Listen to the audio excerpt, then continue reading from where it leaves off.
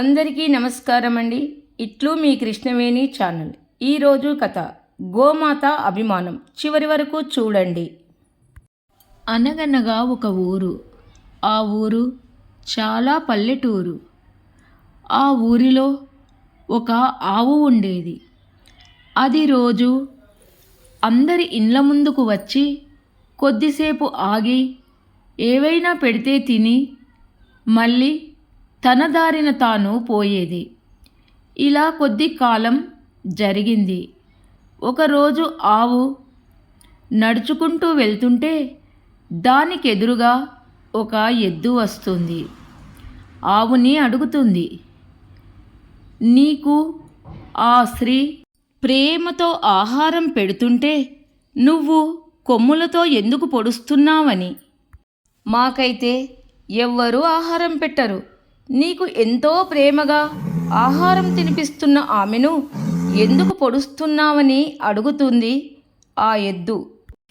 అందుకు ఆవు ఇలా సమాధానం చెబుతుంది, నీకు ఆమె విషయము తెలియదు. నేనెందుకు పొడిచానో చెబుతాను విను. నేను రోజు ఊరిలో తిరుగుతూ ఉండేదాన్ని. ఎవరైతే నాకు ఆహారం పెడతారో వారి ఆహారమును తిని వెళ్ళేదానిని. కానీ ఇప్పుడు నువ్వు చూసిన స్త్రీ మాత్రము ప్రతిరోజు ఆహారం పెట్టకపోగా తిడుతూ కొడుతూ ఉండేది. అలా తిడుతూ కొడుతూ ఉంటే మరి ఈరోజు ఆహారం పెడుతుందిగా అని అంటుంది ఎద్దు. దానికి సమాధానముగా ఆవు నవ్వుతూ ఇలా అంటుంది ఎద్దుతో, ఆమె ఎంత స్వార్థపరురాలో నీకు తెలియదు. ఈరోజు ఏకాదశి నాడు గోవుకు ఆహారం పెట్టినచో కోటి జన్మల పుణ్యఫలితం వస్తుంది మరియు పాపాలు నశిస్తాయి. అలా అవుతుందని తెలిసి ఆమె ఈరోజు నాకు ఆహారం పెడుతుంది. ఆ స్వార్థపూరితమైన ఆహారమును నేను తినను. అందుకే ఆమెను పొడిచాను. నాకు ప్రతిరోజు ఒక అబ్బాయి ఎండిపోయిన రొట్టెను కూడా పెడతాడు. తనకు లేకున్నా ఉన్న దాంట్లో నాకు ఆహారం పెడతాడు. అతనిలో నాకు ఏ స్వార్థమూ కనిపించలేదు. అందువలన స్వార్థముతో ఆహారం పెట్టిన దానిని నేను తినను అని జరిగిన విషయమంతా ఎద్దుతో చెబుతుంది. నీతి ఏమిటంటే అవసరమున్నప్పుడు ఒకలాగా అవసరం లేనప్పుడు ఒకలాగా చూస్తారన్నదే గోమాత చెప్పిన నీతి. గోమాత ఎద్దుతో అంటుంది, నాకు కూడా ఆత్మాభిమానం ఉంది అని. ఈ కథ నచ్చితే లైక్ చేయండి. అందరికీ ధన్యవాదములు. మనము ఈరోజు గోమాత స్త్రీలకు ఒక శాపాన్ని ఇస్తుంది. అది ఏమిటో తెలుసుకుందాము. ఈ కథ వింటే చాలా ఆశ్చర్యపోతాము. వీడియో చివరి వరకు చూడండి. గోమాత ఒక శాపము ఇచ్చింది. ఈ శాపము ఇప్పటి వరకు మనుష్యులు అనుభవిస్తూ ఉన్నారు. అంటే స్త్రీలు అనుభవిస్తున్నారు. ఒక గోమాత కొన్ని విషయాలను కూడా చెప్పింది. ఈ కథ వినడం వలన దారిద్ర్యం పోతుంది. మరి గోమాత ఏం శాపం ఇచ్చింది, స్త్రీలు ఎలా అనుభవిస్తున్నారో తెలుసుకుందాము. పూర్వకాలమునందున ఒక ఊరిలో ఒక కుటుంబము నివసిస్తూ ఉండేది. అతని పేరు గోపాలు. అతనికి ఒక కూతురు మరియు కుమారుడు ఉన్నారు. గోపాలు వ్యవసాయం చేసేవాడు. అతనికి ఒక తెల్లని ఆవు ఉన్నది. గోపాలు తన పొలములో ఏదో ఒక పంటను వేసుకొని తన కుటుంబాన్ని పోషించుకునేవాడు. చాలా కష్టపడి వచ్చిన డబ్బులతో తన కుటుంబ ఖర్చులను చూసుకునేవాడు. ఆ రైతు దగ్గర ఉన్న ఆవు చాలా పాలను ఇచ్చేది. ఆ పాలను రైతు అమ్మి ఆ డబ్బుతో కుటుంబాన్ని పోషించుకునేవాడు. ఇలా చాలా రోజులు జరిగింది. కొన్ని రోజుల తర్వాత ఆవు పాలు ఇవ్వడం మానేసింది. పాలు ఇవ్వకపోయేసరికి ఆ రైతు ఈ పాలు ఇవ్వని ఆవును నేనేం చేసుకోవాలి అని అనుకొని ఆవును తీసుకొని వెళ్ళి అడవిలో వదిలేశాడు. ఆవు అడవిలో తిరుగుతూ అక్కడక్కడ దొరికిన గడ్డిని మేస్తుంది. ఆవు ఇలా అనుకుంటుంది, మనుష్యులు ఎంత తెలివైనవారు, వారి అవసరాల కొరకు ఏ పనైనా చేస్తారు, ఏ జీవిని అయినా ఉపయోగించుకుంటారు, అవసరము తీరాక వదిలేస్తారు అని అనుకుంటుంది. ఆవు కళ్ళ నుండి నీళ్లు వస్తున్నాయి. దానికి ఆహారము నీరు సరిగా దొరకడం లేదు. ఆవు ఏడుస్తుంది. ఇలా కొన్ని రోజుల తర్వాత ఆ గోమాత గర్భవతి అవుతుంది. అది తిరుగుతూ ఒక ఊరిలోకి ప్రవేశిస్తుంది. ఆ ఊరిలో ఒక అమ్మాయి ఉండేది. ఆమె చాలా చంచలమైన స్వభావము కలిగి ఉండేది. ఆమె పేరు మీనా. ఆమెకు ఎలా మాట్లాడాలో అస్సలు తెలియదు. ఏది దొరికితే అది అనేస్తుంది, మాట్లాడేస్తుంది. గోమాతకు మీనా అనే అమ్మాయి కనిపిస్తుంది. మీన కూడా గోమాతను చూస్తుంది.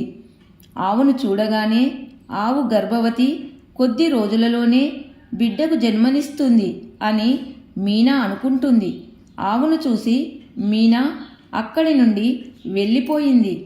గోమాతకు ప్రసవించే సమయము వచ్చేసింది. గోమాత నడవలేక ఒక చెట్టు క్రింద కూర్చుంది.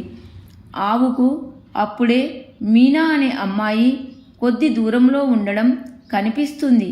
మీనా వారి దగ్గర ఉన్న పశువుల కొరకు గడ్డిని కోస్తుంది. అదే సమయంలో చెట్టు క్రింద ఉన్న గోమాత ప్రసవిస్తుంది.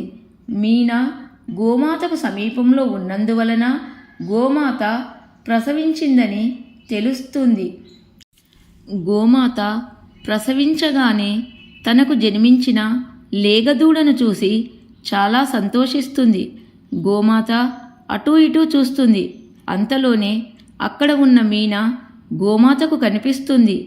మీనా అక్కడ గడ్డిని కోస్తుంది. గోమాత మెల్లమెల్లగా మీనా దగ్గరకు వెళ్ళుతుంది. మీనాతో గోమాత ఇలా అంటుంది, అమ్మా, నేను గర్భవతిని, ఇప్పుడే ప్రసవించాను. నాకు బిడ్డ జన్మించింది. తాను ఇప్పుడే జన్మించింది కాబట్టి తను నడవలేదు. 9 నెలల తర్వాత తన కాళ్ళపై తాను నడుస్తుంది. అందువలన నువ్వు నాకు ఒక సహాయము చేయాలి. నా బిడ్డను నువ్వు ఎత్తుకొని నా పైన కూర్చుండబెట్టు. ఎందుకంటే నేను తనని ఒక సురక్షితమైన ప్రదేశంలోనికి తీసుకొని వెళ్ళి అక్కడ ఉంచుతాను అంటుంది. గోమాత మళ్ళీ ఈ విధముగా అంటుంది, పూర్వకాలంలో అనేవారు, మనుష్యులు ప్రసవించగానే వాళ్లకు పుట్టిన బిడ్డలు అప్పటికప్పుడే నడిచేవారట. పశువులకు జన్మించిన బిడ్డలు 9 నెలల తర్వాత నడిచేవట. కానీ మనుషులు జన్మించగానే కొద్దిసేపటికే నడిచేవారు. అందుకని గోమాత మీనాతో అంటుంది, నా బిడ్డ 9 నెలల తర్వాత తన కాళ్ళపై తాను నడుస్తుంది. కాబట్టి ఇప్పుడు నేను ఇక్కడే ఉంటే చీకటి పడుతుంది, రాత్రి అవుతుంది. ఇక్కడ ఉంటే నా బిడ్డను ఏవైనా జంతువులు వచ్చి తినేసే ప్రమాదం ఉంది.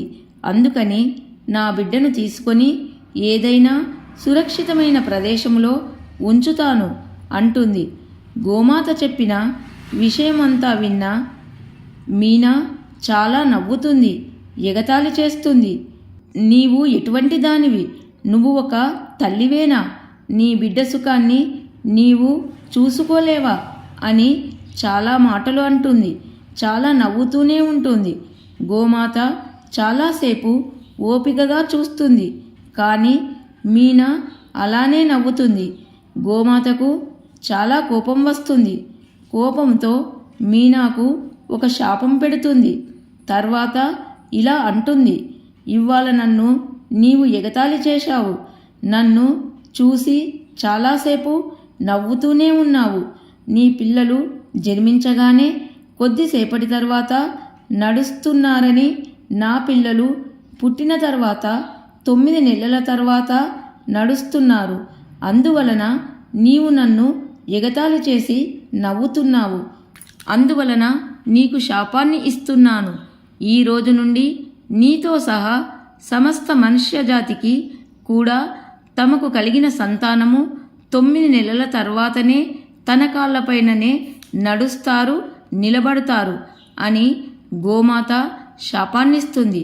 దీనివలన మనిషి జాతి స్త్రీ గర్భవతి అయిన తర్వాత 9 నెలలు నిండిన తర్వాత తన సంతానానికి జన్మనిస్తుంది. 9 నెలల తర్వాతే సంతానము తమ కాళ్ళపై తాము నిలబడము, నడవడము జరుగుతుంది. ఈ విధముగా గోమాత శాపము వలన ఇదంతా జరుగుతుంది. అందువలననే ఆవు లేదా ఇతర జంతువుల సంతానము కొద్ది సమయం తర్వాత నడవడం ప్రారంభిస్తాయి. ఈ కథ పౌరాణిక కథ. మళ్ళీ గోమాత మనకు ఒక విషయం చెబుతుంది. ఎవరైనా సరే బాధలో, కష్టంలో ఉన్నవారికి తమ చేతనైన సహాయము చేయాలి అని చెప్పింది. గోమాత మాటలు విన్న తర్వాత మీనా, ఓ గోమాత, నన్ను క్షమించండి, నా వలన చాలా పెద్ద తప్పే జరిగింది, దయచేసి నన్ను క్షమించండి అంటుంది. అప్పుడు గోమాత, నేను శాపాన్ని వెనుకకు తీసుకోలేను, కానీ ఒక మాట చెబుతాను, విను. నేను చెప్పిన మాటలు నీవు పాటించినట్లయితే ఎప్పుడో ఒకప్పుడు నీకు తప్పకుండా మేలు జరుగుతుంది. జీవితంలో ఎప్పుడు కూడా ఏ వ్యక్తిపైన మనము ఎక్కువ విశ్వాసము పెట్టుకోవద్దు. ఎక్కువ విశ్వాసము పెట్టుకున్నట్లయితే వారు మన విశ్వాసాన్ని ఆధారంగా చేసుకొని మన బలహీనత అంటారు. మన నుండి వారు లాభాన్ని పొందుతారు.